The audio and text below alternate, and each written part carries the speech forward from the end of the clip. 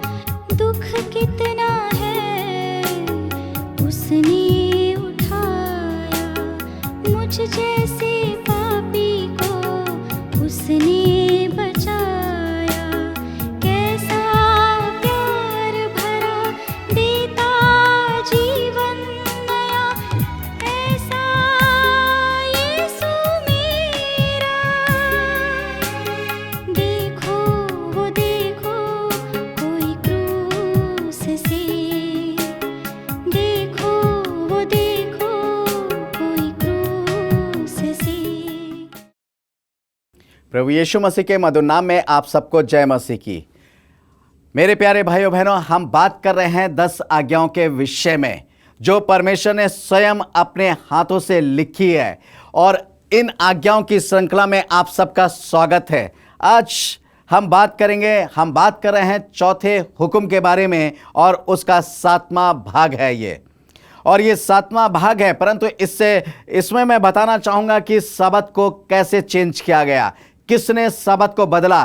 परंतु इससे पहले कि मैं सबत का चेंज होना आपको बताऊं, मैं आपको बताना चाहता हूं कि इस पृथ्वी पर जो हम सबत मना रहे हैं या जिस सबत को मनाने की आज्ञा 10 हुक्म में दी गई है, जो चौथा हुक्म है वो कब तक है, कब तक मनाया जाएगा। आइए मैं आपको ले चलता हूं मत्ती की इंजील उसका 24 अध्याय और उसके 3 पद को जरा ध्यान पूर्वक सुनिएगा। यहां क्या लिखा हुआ है, जब वह जैतून पहाड़ पर बैठा तो चेलों ने एकांत में उसके पास आकर कहा, हमें बता कि ये बातें कब होंगी, तेरे आने का और जगत के अंत का क्या चिन्ह होगा। यहां पर चेलों के अंदर एक जिज्ञासा थी और उन्होंने यीशु मसीह से पूछा कि हमें बता ये बातें कब होंगी।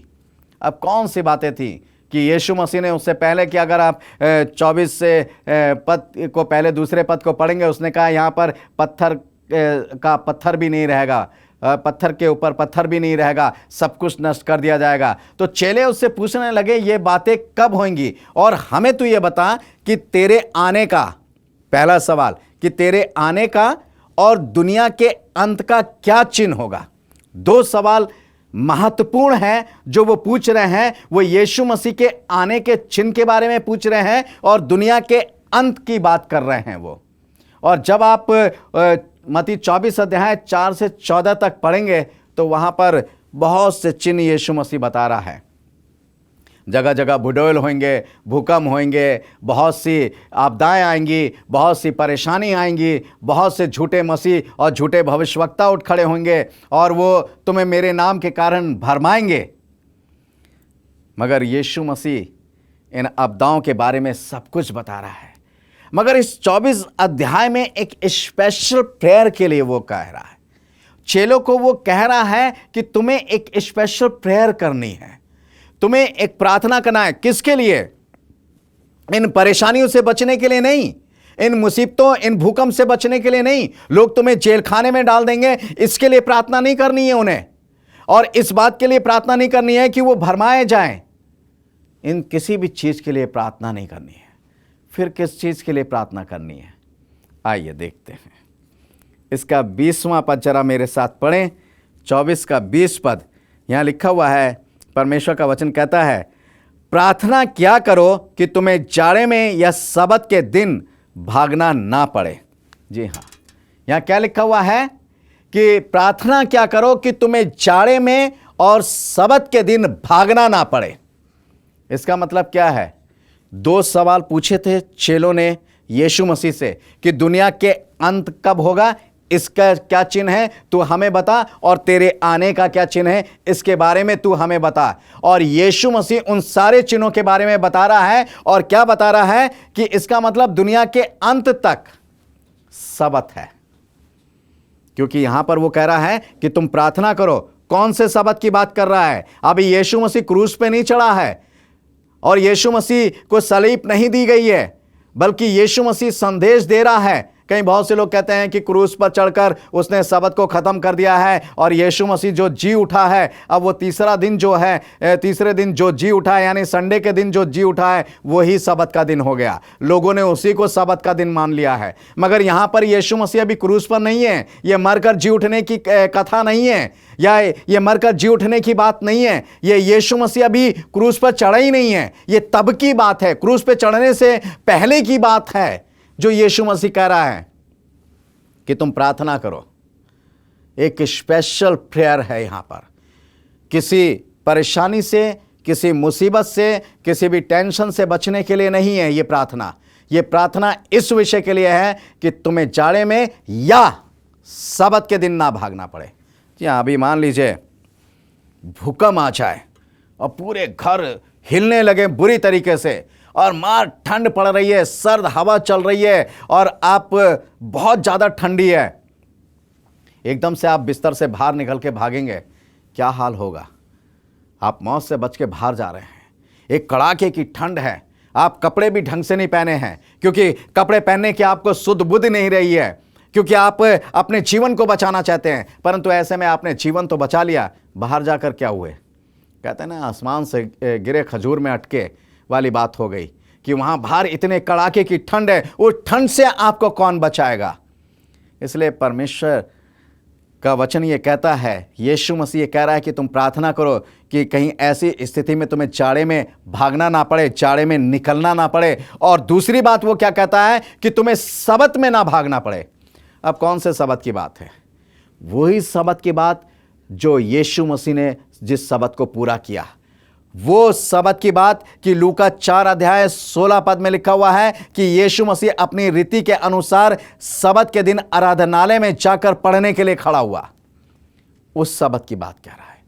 क्यों सबत में भागना ना पड़े? हम तो परमेश्वर की आराधना के लिए बैठे हैं, हम तो परमेश्वर की उपस्थिति में बैठे हैं, और एकाएक भूकंप आ जाए, एकाएक कोई ऐसी परेशानी आ जाए कि हमें सब उस आराधना को छोड़कर, परमेश्वर की उपस्थिति को छोड़कर भागना पड़े।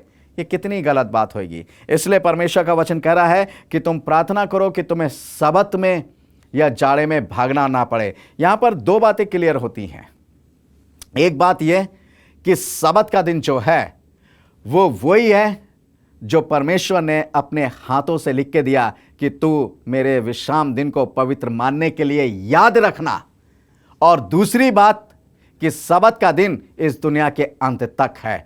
वो सबत का दिन जो परमेश्वर ने अपनी उंगली से लिख कर दिया, वो सबत का दिन जो यीशु मसीह ने जिस सबत का पालन किया है, जिस सबत का पालन पौलुस ने किया है, वो सबत इस दुनिया में अंत तक है। इसका मतलब ये बदल नहीं सकता है, और यदि इसको किसी ने बदला है, इसको किसी ने चेंज किया है, तो वो परमेश्वर का जन नहीं हो सकता है, वो परमेश्वर के लोग नहीं हो सकते हैं। यहाँ पर लिखा हुआ है। अब सवाल ये उठता है कि कौन सा सबत? बहुत से लोग संडे को सबत मानते हैं। पहले मैं क्लियर कर दूं, संडे है या सैटरडे है। बहुत से लोग संडे को मानते हैं, बहुत से लोग सैटरडे को मानते हैं। अब कौन सा सबत है? अब बहुत से लोग ये कहते हैं कि संडे को मानने वाले बहुत लोग हैं। बिल्कुल सही बात है, बहुत लोग हैं संडे को मानने वाले। उनसे एक सवाल करना चाहूंगा कि जब परमेश्वर ने इस दुनिया को नूह के समय में नाश किया था, उस समय कितने लोग होंगे इस दुनिया में? 10,000, 20,000 या 1,00,000? चलिए हम 10,000 मान लेते हैं, एक राउंड फिगर मान लेते हैं कि 10,000 लोग होंगे। 10,000 लोगों में से कितने लोग बचाए गए? सिर्फ 8 लोग। कितने लोग? सिर्फ 8 लोग बचाए गए। क्यों? बाकी क्यों नहीं बचाए गए? क्या परमेश्वर को मानने वाले लोग नहीं थे? क्या परमेश्वर की उपासना करने वाले लोग नहीं थे? क्या पवित्र लोग नहीं थे? बहुत लोग एक तरफ और नूह और उसका परिवार एक तरफ, यानी 8 प्राणी एक तरफ। चलिए इसको भी छोड़ दीजिए। मिस्र से परमेश्वर का वचन कहता है कि वो जब मिस्र से लोगों को निकाल कर लाया तो पैदल चलने वालों की संख्या दी है। वहां पर जो घोड़ों पर थे, खच्चर थे, जो स्त्री थे और बच्चे थे, उनकी संख्या नहीं दी गई है। पैदल चलने वाले प्यादों की यानी पुरुषों की संख्या दी गई है। 6 लाख पुरुष को निकाल कर लाया, और उन 6 लाख लोगों में से अगर हम जो और भी साधनों पर होंगे या स्त्री पुरुष को उन सबको जोड़ लें तो कई लाख लोग बैठते हैं, परंतु हम 6 लाख लोगों की बात करेंगे। 6 लाख पुरुषों में से कितने लोग कनान देश में पहुंचे? सिर्फ 2 लोग। क्यों? 2 लोग क्यों पहुंचे? और लोग क्यों नहीं पहुंचे? क्या और लोगों को परमेश्वर निकाल कर नहीं लाया था? क्या और लोगों की अगुवाई परमेश्वर ने मूसा के द्वारा नहीं की? क्या और लोगों को परमेश्वर ने आग के खंभे के रूप में रोशन नहीं किया? क्या बादल की छाया और लोगों को परमेश्वर ने नहीं दी? सबको दी। क्या सीनै पर्वत पर व्यवस्था परमेश्वर ने परमेश्वर की व्यवस्था को देते हुए सबने नहीं देखा? क्या मन्ना उन सब लोगों ने नहीं खाई? सिर्फ इन्हीं 2 लोगों ने खाई? सब ने खाई मेरे प्यारे भाइयों बहनों। फिर भी 2 लोगों ने प्रवेश किया। मैं उनकी बात को खंडित करना चाहता हूं कि सबत का पालन करने वाले तो इस दुनिया में संडे का पालन करने वाले, संडे को सबत के रूप में मनाने वाले तो बहुत लोग हैं। जी हां, परमेश्वर का वचन यह भी कहता है बुलाए हुए तो बहुत हैं परंतु चुने हुए थोड़े हैं। और एक बात और कहता है यीशु मसीह यीशु मसीह ने कहा है कि जहां मेरे नाम से 2 या 3 इकट्ठा होंगे मैं वहां उपस्थित होऊंगा। बशर्ते आज सबत का पालन करने वालों की संख्या चाहे थोड़ी हो, बशर्ते उस सबत का पालन करने के लिए जो परमेश्वर ने अपनी उंगली से लिख कर दी है उनकी संख्या चाहे थोड़ी क्यों ना हो, परंतु उनके साथ परमेश्वर है, उनकी आराधना में परमेश्वर है, क्योंकि वो परमेश्वर की पवित्रता से परिपूर्ण रहते हैं। परमेश्वर की आशीष उनके ऊपर है। मैं क्लियर स्पष्ट शब्दों में यह बात कहना चाहता हूं। हम किसी भी बात को कहकर कोई भी सवाल खड़े करके हम मुकर नहीं सकते हैं, हम अपने आप को बचा नहीं सकते हैं। और सबसे पहली बात, जब आप पढ़ेंगे यहां पर मत्ती 28 उसका पहला पद, सबत के दिन के बाद सप्ताह के पहले दिन लिखा हुआ है। मगर मैं आपको पढ़ाना चाहूँगा, इसमें शुरू से आप पढ़ लीजिएगा। मत्ती, मरकुस और लूका, यूहन्ना में ये सब में सबत के सप्ताह के दिन के बाद कहा गया है, परंतु मैं यहाँ पर आपको पढ़ाना चाहूँगा मरकुस 16 अध्याय और उसका 9 पद। यहाँ लिखा है, सप्ताह के पहले दिन भोर होते ही वे जी उठकर पहले पहले मरियम मगदलीनी, जिसमें उसने 7 दुष्ट आत्माएं निकाली थी, दिखाई दिया। कौन से दिन? सप्ताह के पहले दिन जी उठकर। जी हाँ, सप्ताह के पहले दिन प्रभु यीशु मसीह जी उठकर सबसे पहले मरियम मगदलीनी को दिखाई दिया। यानी प्रभु यीशु मसीह कौन से दिन जी उठा? सप्ताह के पहले दिन। आप सप्ताह का पहला दिन, बहुत से लोग जो हैं खुद इस सप्ताह के पहले दिन को यीशु मसीह के जी उठने के दिन में मनाते हैं कि वो सप्ताह का पहला दिन है। कौन सा? संडे। आप उसमें बहुत से लोगों को मैंने देखा है वो ईस्टर संडे मनाते हैं।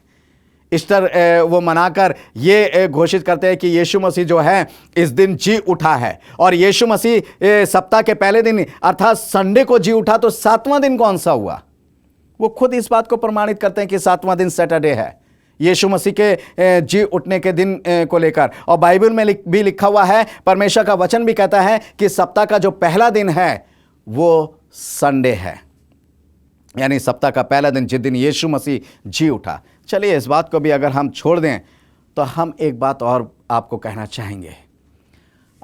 हमारे सबके घरों में हर एक वर्ष कैलेंडर आता है। ये 2014 है, इस 2014 का भी कैलेंडर हमारे घरों में लगा होगा। और उस कैलेंडर को जरा देखें कि उसमें कौन से दिन की शुरुआत पहले है। लाल रंग से दिन की शुरुआत होगी, उसमें लिखा होगा Sunday, Monday, Tuesday, Wednesday, Thursday, Friday, Saturday, ऐसे करके। तो यानी दिन की शुरुआत, पहले दिन की शुरुआत किससे हो रही है? संडे से हो रही है। यानी पहला दिन कौन सा है? संडे है। वो हमारे घर के कैलेंडर भी इस बात को प्रूफ कर रहे हैं। और 7वां दिन कौन सा है? सैटरडे है। मगर मेरे प्यारे भाइयों बहनों, हम तब भी नहीं मानते हैं, हम तब भी नहीं समझते हैं कि परमेश्वर का सबत का दिन कौन सा है, कौन सा उस सबत के दिन का हमें पालन करना चाहिए और किस तरीके से करना चाहिए। हम बहुत दूर जो हैं परमेश्वर की सच्चाइयों से हैं, दूर हैं। हम सिर्फ और सिर्फ मनुष्यों की आज्ञाओं को मानते हैं, हम मनुष्यों को खुश करने में लगे हुए हैं।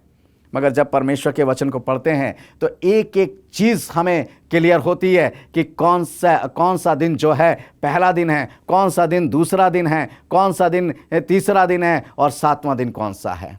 हम वर्षों से इस चीज़ को देखते आ रहे हैं कि पहला दिन जो है वो संडे है और 7वां दिन जो है वो सैटरडे है। यानी 7वां दिन जो सैटरडे है वही सबत का दिन है, मगर हम संडे को भी मना रहे हैं। क्या कहते हैं? एक और सवाल खड़ा करते हैं, अरे पादी साहब, आपको नहीं पता है कि इस दिन तो प्रभु यीशु मसीह जी उठा, इसलिए ये दिन पवित्र है, इसलिए हम इस दिन को मनाते हैं। चलिए साहब, बिल्कुल सही बात है।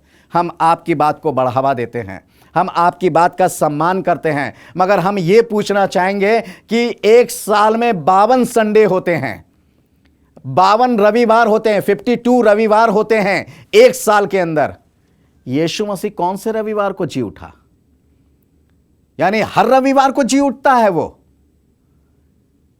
हर रविवार को नहीं, सिर्फ एक रविवार को जी उठा।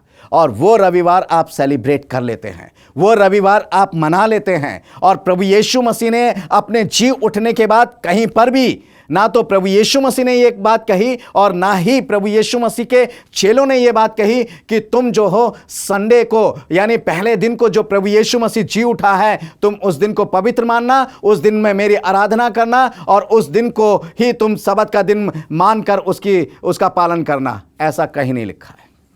ना तो यीशु मसीह ने कहा और ना ही चेलों ने कहा। मुझे समझ में नहीं आता लोग ऐसा कहकर कि उस दिन यीशु मसीह जी उठा। ठीक है, उस दिन यीशु मसीह जी उठा, हम भी इस बात को मानते हैं, हम इस बात से मुकर नहीं रहे हैं। मगर 52 संडों में एक ही संडे है जो यीशु मसीह जी उठा है। 52 रविवार में एक रविवार है जिसमें यीशु मसीह जी उठा। फिर दूसरे 51 रविवार को क्यों मनाते हैं, क्यों उसकी आराधना करते हैं? सबत का दिन कहीं पर भी कैंसिल नहीं हुआ है, कहीं पर भी यीशु मसीह ने सबत का दिन समाप्त नहीं किया है। इसलिए मेरे प्यारे भाइयों बहनों, हम सबत का पालन करें। और आपको बता देना चाहता हूं कि परमेश्वर का वचन क्या कहता है। डैनियल की पुस्तक जरा मेरे साथ निकालेंगे। डैनियल की पुस्तक और उसका 7 अध्याय और उसके 25 पद में लिखा हुआ है। यहाँ पर लिखा हुआ है कि कौन ऐसा है जो इस व्यवस्था को जो सबत का जो है वो चेंज कर सकता है।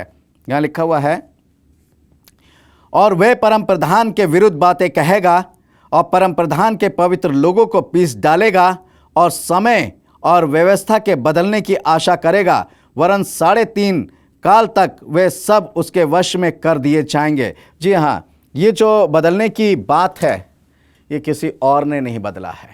जब यीशु मसीह क्रूस पर चढ़ाया गया और जब वो क्रूस पे चढ़ाया गया तो बहुत से लोगों ने क्या करा, उसके विरोध में झूठी बातें कही, झूठी साक्षी कही और सब कुछ उन्होंने बदल देना चाहा।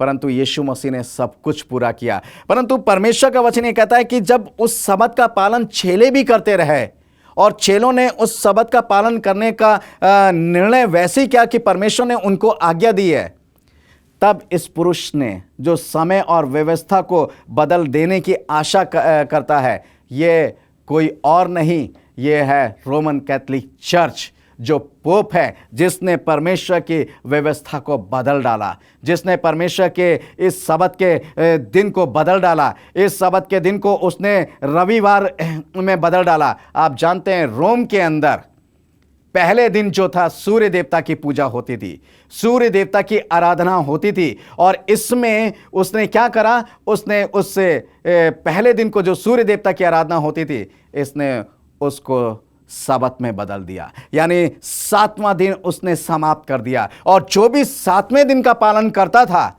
जो भी सबत के दिन आराधना करता था, उनको मरवा डाल दिया जाता था। आप जानते हैं जो लोग तब भी सबत का पालन करते थे, कोई पहाड़ों की खो में जाकर, कोई जंगलों में जाकर, कोई बहुत से लोग अपने तखत के चारों तरफ कंबल बिछा लेते थे और उसमें नीचे जाकर वो परमेश्वर की आराधना करते थे। बहुत बुरा बर्ताव उनके साथ होता था, वो सबत का पालन नहीं करने देना चाहता था। इसलिए मेरे प्यारे भाइयों बहनों, परमेश्वर का वचन ये बताता है कि उन्होंने कितने कष्ट सहे हैं, मगर उन्होंने सबत का पालन करना नहीं छोड़ा। मैं आपको बताना चाहूँगा, यहाँ पर लिखा हुआ है उसको क्या कहा गया। 2 थस्सलुनीकियों और उसका 2 अध्याय उसका 3 से 8 पद में लिखा हुआ है। यहाँ लिखा हुआ है 2 थस्सलुनीकियों और उसका 2 अध्याय और उसका 3 से 8 पद में यहाँ पर इस प्रकार से लिखा हुआ है, किसी रीति से किसी के धोखे में ना आना, क्योंकि वह दिन ना आएगा जब तक धर्म का त्याग ना हो ले और वे पाप का पुरुष और विनाश का पुत्र प्रकट हो, जो विरोध करता है और हर एक से जो ईश्वर का पूज्य कहलाता है अपने आप को बड़ा ठहराता है, यहाँ तक कि वे परमेश्वर के मंदिर में बैठकर अपने आप को ईश्वर ठहराता है। क्या तुम्हें स्मरण नहीं कि जब मैं तुम्हारे यहाँ था तो तुमसे ये सब बातें कहा करता था। तुम उस वस्तु को जानते हो जो उस अभी रोक रहा है कि वह अपने समय में प्रकट हो, क्योंकि अधर्म का भेद अब भी कार्य करता जाता है, पर अभी एक रोकने वाला है और जब तक वह दूर ना हो जाए वह रोके रहेगा। तब वह अधर्मी प्रकट होगा, जिसे प्रभु यीशु अपने मुंह की फूंक से मार डालेगा और अपने आगमन के तेज से भस्म करेगा। जी हाँ, उसे पाप का पुरुष और अधर्मी कहा गया है। और ये पाप का पुरुष अधर्मी कोई और नहीं, ये पोप है जिसने परमेश्वर की व्यवस्था को बदल डाला। और वो इस बात को कहता है कि हमें ये अधिकार है कि हम इस परमेश्वर के दिन को बदल सकते हैं। मैं फिर वही सवाल करना चाहूँगा, क्या परमेश्वर के हाथ के लिखे को कोई बदल सकता है? किसी मनुष्य में ताकत नहीं है, परंतु यहाँ पर यह ताकत दिखाई देती है कि एक संसारिक ताकत है, परंतु इसको बदल कर उसने बहुत से लोगों को अपनी तरफ कर लिया है, परंतु सबको नहीं किया है। क्योंकि आज भी परमेश्वर के लोग हैं जो सबत का पालन करते हैं। मेरे प्यारे भाइयों बहनों, परमेश्वर कहता है, यहाँ पर लिखा हुआ है कि जब यशायाह 56 और उसका 1 से 7 पद पढ़ेंगे, वहाँ लिखा हुआ है कि जो सबत का पालन करेंगे मैं उनको एक ऐसा नाम दूंगा। जी हाँ, हमें वही एक ऐसा नाम दिया गया है जिसका नाम यीशु मसीह है। जिस सबत को, और आप जानते हैं जब कॉन्स्टेंटाइन ने भी सबत का जो था लोगों को पालन नहीं करने दिया और वो नाम मात्र के लिए मसीह बन गया। उसने सारे देवी देवताओं को संतों की मूर्ति में बदल दिया। उसने सूर्य देवता की मूर्ति को उसने यीशु मसीह की मूर्ति में बदल दिया और उसने पूरे संसार को मूर्ति पूजक रोम ने बना दिया। आज रोम की देन है जो बहुत से लोग मूर्ति पूजक बने हुए हैं। मैं उनकी बात कर रहा हूं जो मसीह लोग हैं। जो मसीह लोग भी बहुत से लोग हैं जो मूर्ति पूजक बने हुए हैं, और ये वो लोग हैं जिसने परमेश्वर के दिन को जो है वो बदल दिया, जिसने परमेश्वर के दिन को समाप्त करने की कोशिश करी। मगर हम परमेश्वर का धन्यवाद करते हैं कि परमेश्वर का दिन समाप्त नहीं हुआ, परमेश्वर का दिन आज भी है। लोग आज भी परमेश्वर के उस पवित्र दिन का पालन करते हैं, लोग आज भी उस सबत का पालन करते हैं, और इस सबत का पालन करते हुए वो आज भी उस स्वर्गीय सबत में प्रवेश करने का यत्न कर रहे हैं। धन्य हैं वो लोग जो इस सबत का पालन करते हुए स्वर्ग के सबत में प्रवेश करने का यत्न कर रहे हैं। मेरे प्यारे भाइयों बहनों, अगर आज हम इस सबत का पालन नहीं करेंगे, परमेश्वर की इस आज्ञा को अनदेखा करेंगे, तो दोषी हम हैं। और यदि हम लोगों को झूठा सिखा रहे हैं और लोगों को यही झूठ सिखा रहे हैं कि सबत जो है वो नहीं है, सबत जो है वो संडे है, सबत जो है वो पहला दिन है, सबत जो है वो यीशु मसीह जिस दिन जी उठा वही सबत है, तो फिर हमें प्रभु यीशु मसीह के दंड से कोई नहीं बचा सकता। तैयार हो जाइए उस दंड को पाने के लिए। और यदि हम ये सिखाते हैं तो हम प्रभु यीशु मसीह की आशीषें पाते हैं और उसके राज में प्रवेश करते हैं उस पवित्र सबत को मनाने के लिए। इस वचन के द्वारा प्रभु हम सबको आशीष दे। आइए प्रार्थना करेंगे। स्वर्ग और पृथ्वी के सृष्टिकर्ता परमेश्वर यहोवा, हम आपका धन्यवाद करते हैं कि आपने एक सच्चाई प्रकट करी है और आपने अपनी सामर्थ्य दी है। प्यारे प्रभु, आप हमारे सभी भाई बहनों को जो सुन रहे हैं अपनी सामर्थ्य दें, अपना आत्मा दें, ताकि वो आपके सबत का पालन करें, ताकि स्वर्ग में भी आपके सबत का पालन कर सके। प्यारे प्रभु, वो किसी के भरमाने में ना आने पाए। प्यारे प्रभु, उन सबको उन लोगों से बचा के रखे। ये प्रार्थना यीशु मसीह नासरी के नाम से मांगते हैं। आमीन और आमीन।